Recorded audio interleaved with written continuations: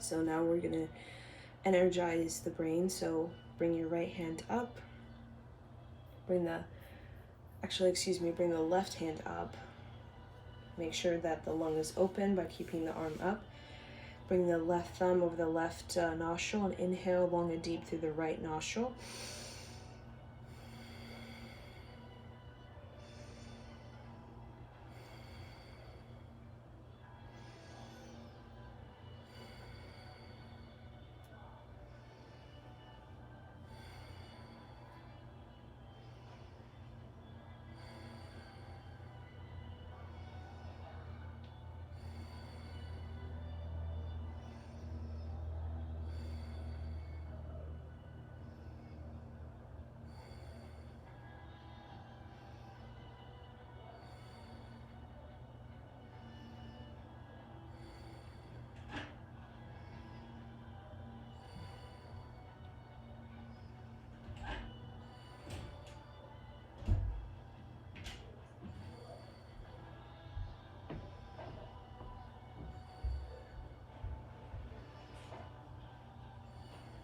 Inhale through the right nostril.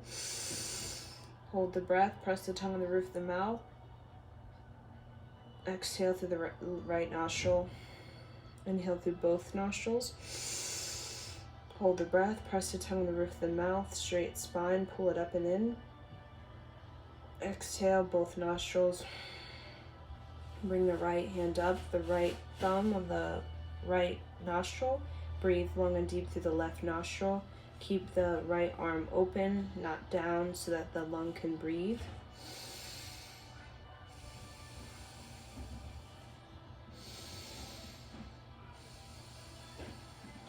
Make sure the shoulder is down.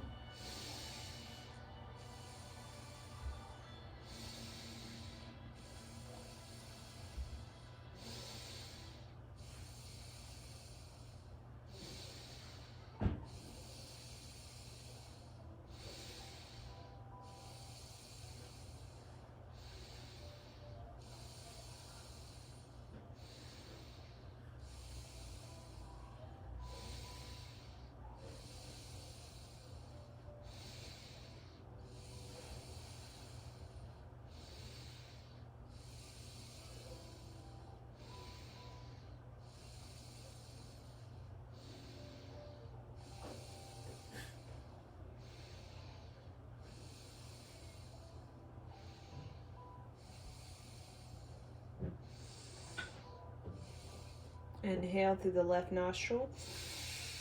Hold the breath, squeeze up and in, press the tongue on the roof of the mouth.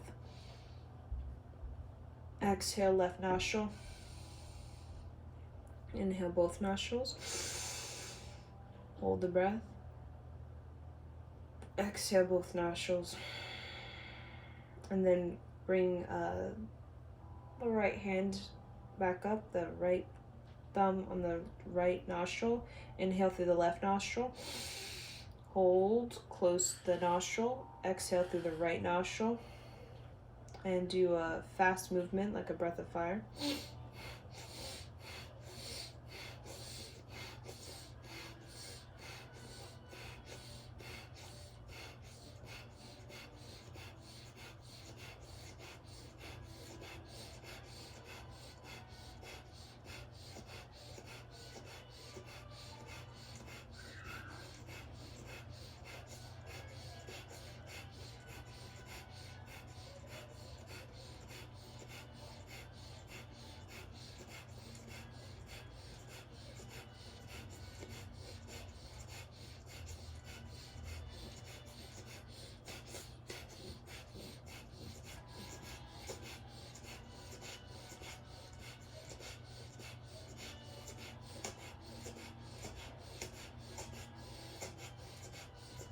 Inhale, left nostril.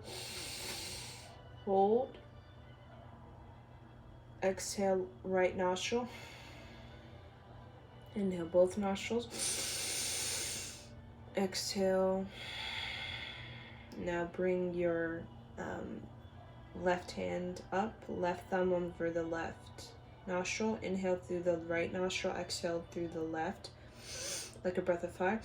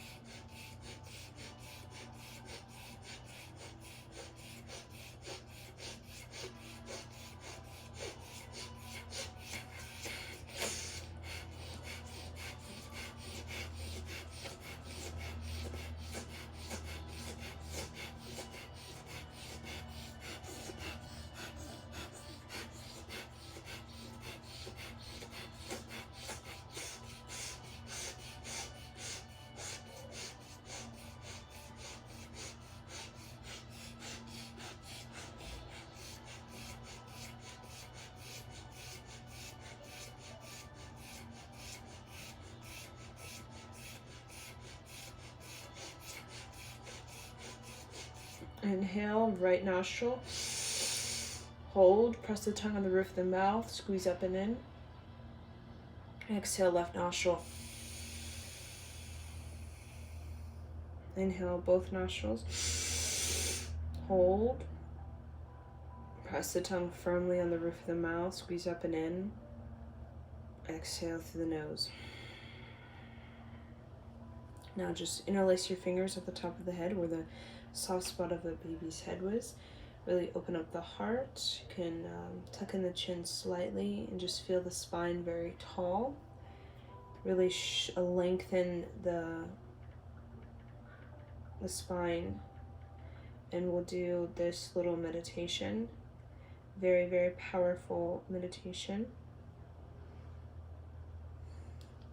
So you're just going to, as you're chanting, you're going to visualize that you're entering a white sun, right? Almost like you're going into a black hole, but it's like you go into this black hole and it becomes like this white sun, and you're just kind of traveling into it, and this white sun, like a worm, black hole is like opening you up, and you're traveling towards the core of the universe through the sound current. Travel into the white sun like a black hole, traveling towards the core of the universe. And begin to chant as you visualize.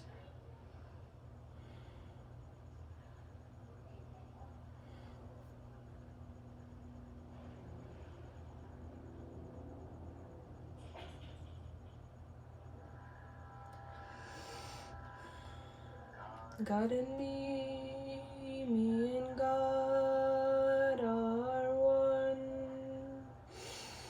God and me and God are one.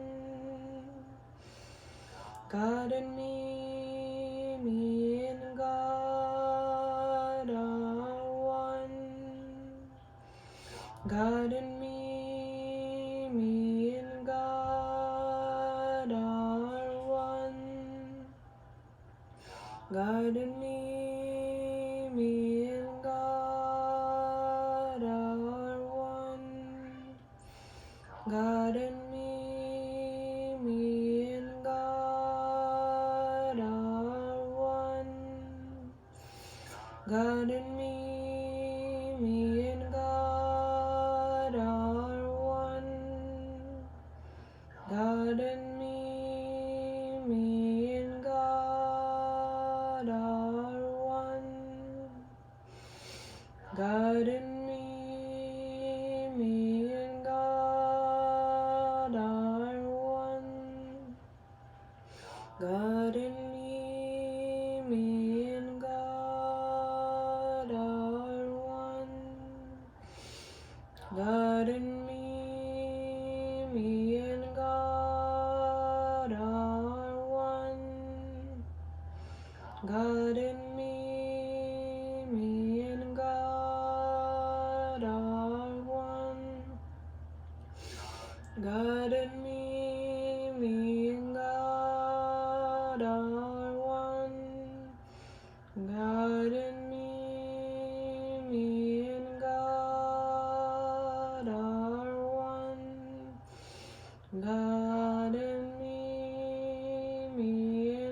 God and me and God are one. God and me and God are one. God and me and God are one. God and me and God are one. God and me and God are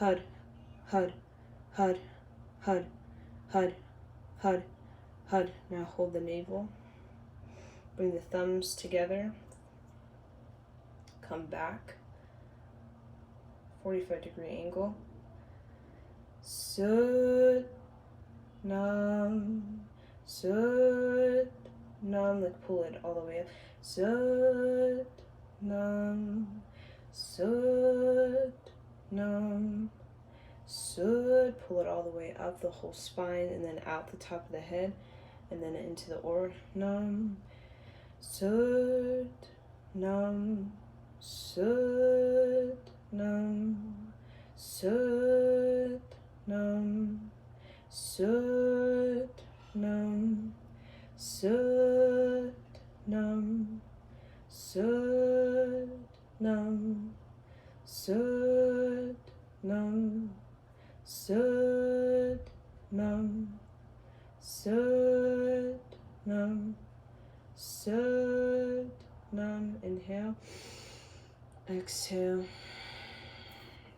Bring the hands together at the heart. Press them firmly together. And just become aware. Feel embodied. Feel grounded in your energy. Feel stable and secure. Feel that what is below you, what is above you, what is all around you is centered. And feel the center point of view. The heart energy is the great mediator that mediates all that is inside, all that is without. Give the strength of the heart to be able to bring the fire, to bring this coolness, the fire, the passion, the relaxation, the introspection, and the outer attention. And then see yourself responsible, see yourself taking accountability for you in this body. See yourself embodying this star, this white star, this black hole that connects you to the core of the universe, and see yourself receiving the download from the core of the universe.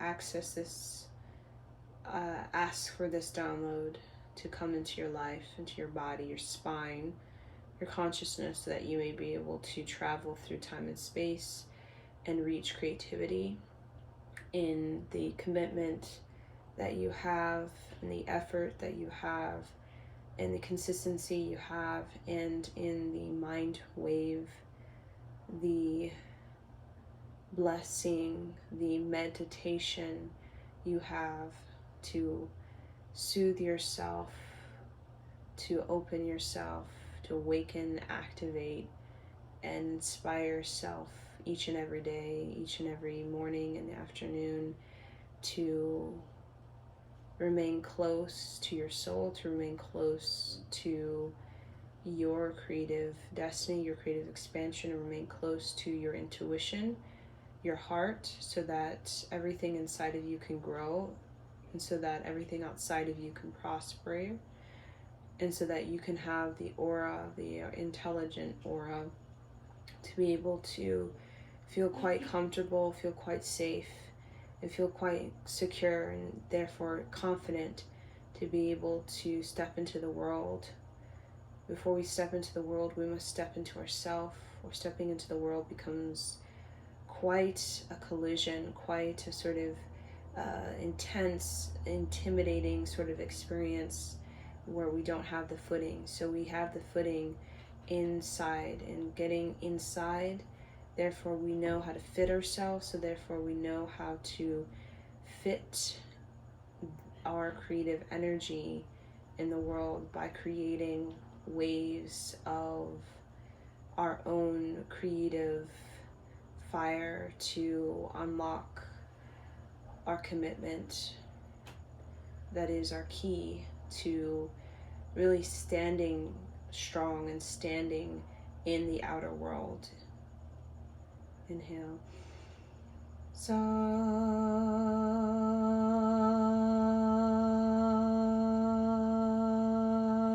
Nam.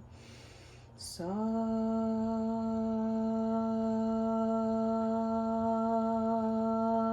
Nam. Sat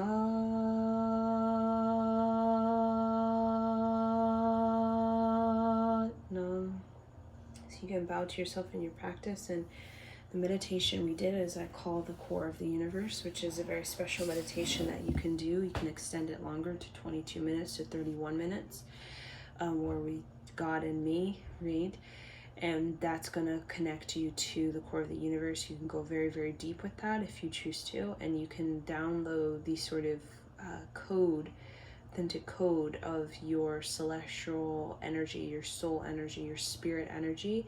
Native Americans do this. Pretty much all native sort of indigenous people have a meditation very similar to this, where you're basically connected to the core of the universe. So you can retrieve like prophecies, you can retrieve like esoterics, you can retrieve symbolism, other planetary sort of knowledge, and you can receive the universal laws and universal principles and universal sort of organizing structures and knowledge on the fabric, fractaled,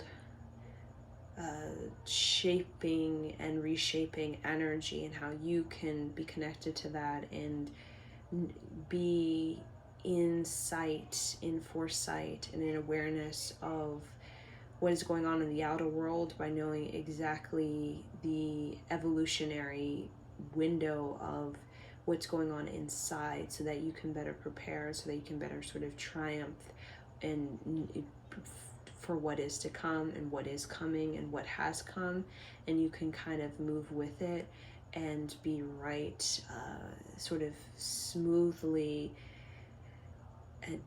chameleon-like with the sort of ebbs and flows and the sort of rise and fall, so that you can be the leader of the Renaissance, so that you can be the vibration that can hold a sense of gut, right? Regardless of what state you're in your outer environment, if things are destroying or if things are coming down, like, things coming down for you, or things are coming up for you, right? Or always things are coming down, always things are coming up. That's just how life is, right? Whatever state you're in, you can begin to, you can still hold the vibration of your victory in whatever state of the low or the high of the high. The 0 point is really what we are in the death of ourselves, the reincarnation.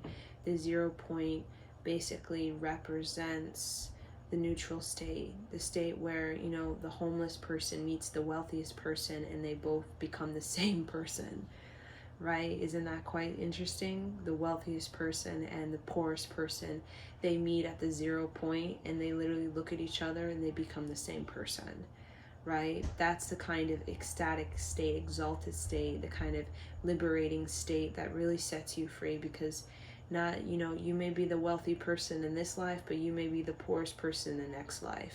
You may be the poorest person in this life, you may be the wealthiest person in the next life, or it's constantly shifting, it's constantly evolving and rotating, and you don't want to get stuck in being the wealthiest person. And then in the next life, what if it's not like that and you don't know how to adapt, right? In this life you were born privileged, but in the next life you may not be born privileged, right? In whatever next adventure that you're assigned to.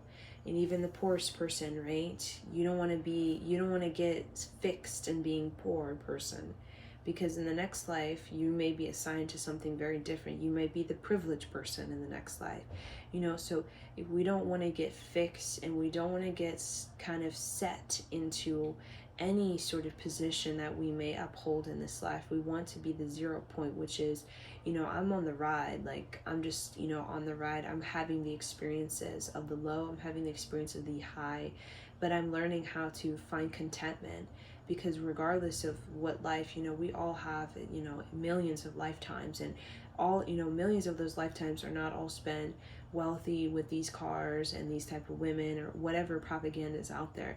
A lot of these incarnations, we're spent all in different kinds of experiences. We're farmers, then we're architects, then we live in the jungle, and then we live in the desert, and then all kinds of vast experiences we have in the journey of life and incarnations. So if you're practicing these mantras, a lot of you most likely have 8.4 minimum lifetimes. It's a lot.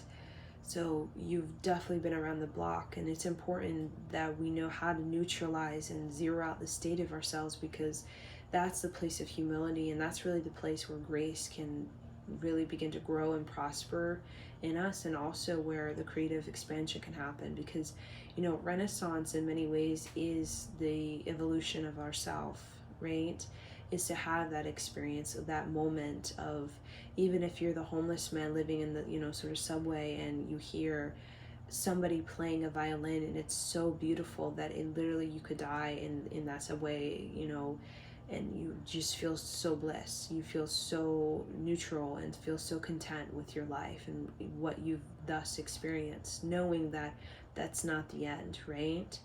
And the point of why we're in this life and why we practice these mantras and practice this movement is so that we can experience that neutral state, that zero state, because that is a state where we really recognize God and me are one, and really recognize that we are builders of realities. It's through our vision, it's through our intention, and that vision and intention is not just of a moment, it's not just of a blip of a second. It's about the commitment, it's about the momentum, it's about the consistency to that vision, right? Where it's almost like the vision in us becomes so strong, it becomes so powering, it becomes so defined and so clear in us that it's like it's almost like God cannot deny it. It has to happen.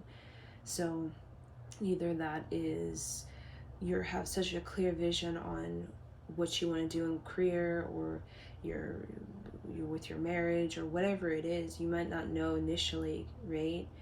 But as you continue to neutralize yourself, 0 point yourself out, you begin to realize that your choice to mediate, your choice to experience, and your choice to resolve and to learn something new, that is quite a liberating experience, even in the toughest of learning a new thing, such as divorce, right? Or going back to school after 10 years, or changing jobs. But it gives you this sense of freedom, because like a chameleon knows that there's so much to this life, and you know how to move it. You feel like you know how to do the best with what it is, and you know how to change with the change of your soul, and the change of your evolution, the change of your status from poor to wealthy to I have millions, and then I lost millions, and then I have millions again. Or you're in a relationship, you get divorced, you get remarried. Like, we don't want to get fixed and stuff. We want to be in the ebb and flow. We want to ride with it. We don't want to just sink in anything. We don't want to dig our feet into it and get very set in our ways, right? Because that turns the wealthy man very